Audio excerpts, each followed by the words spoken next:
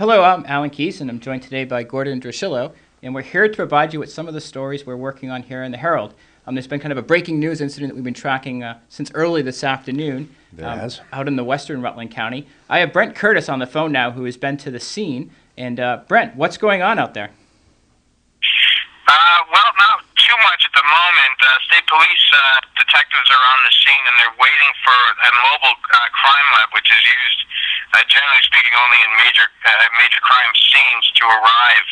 It's got to come down from the northern part of the state, and they have to assemble the crime lab team, so there's some delay there.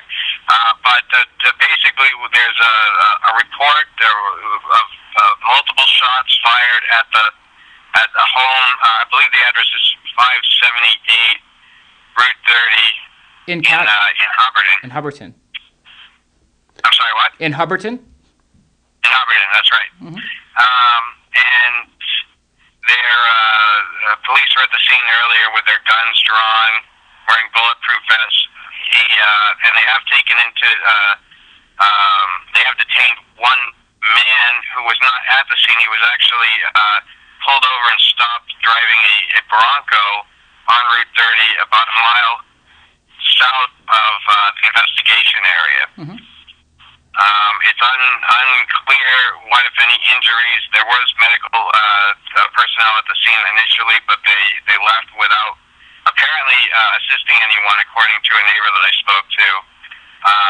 So that it's unclear who was involved, how many injured, if there were any, if it is a fatal situation. We're waiting for a lot of information at this point. Mm-hmm. And any idea who might have been in the house? No. Again, is from speaking to the neighbors. Apparently, the home was lived in by just one man, an older man, and his dog. Mm-hmm. But that doesn't mean that there couldn't be other people in there. Mm-hmm. All right. Anything else you can add, Brent? Or just that this is obviously going to be a developing scene, and we'll have a lot more information, I think, within a couple of hours. And the police are certainly treating this as a major crime scene. It's taped off. The whole section of row of houses is inaccessible at the moment, and they've been interviewing people who live in those areas. So, but there does not appear to be any kind of risk to the public.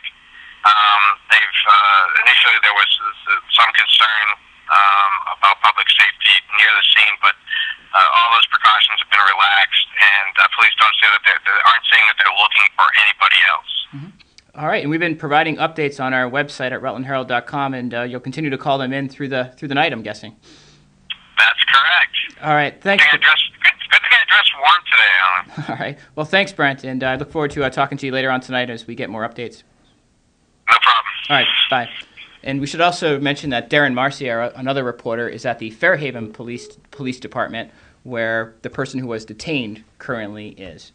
So, like I said, we'll be providing updates through the night. As we get them. Yes, and I know last night there was a big meeting over in Rutland Town that you were at. There was. They were going over the proposed regulations that town is discussing for the siting of solar projects.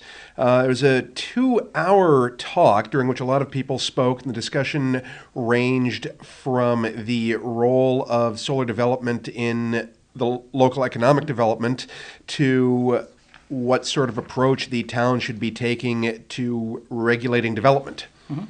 And also in tomorrow's paper, we'll have the latest on the Olympics, and a couple local people, or near local, I guess. Is West Dover local?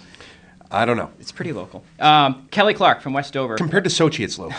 Kelly Clark from West Dover took the bronze medal in the half-pipe snowboarding event, and Hannah Teeter finished 4th from Belmont. So we'll have stories on... There's no medal for 4th, right? There is not. We'll also have in tomorrow's paper a story about a Middlebury College student who will be appearing on Jeopardy as part of their college week later this week. And I know you have another person who's going to be appearing on TV, a local person. Yep.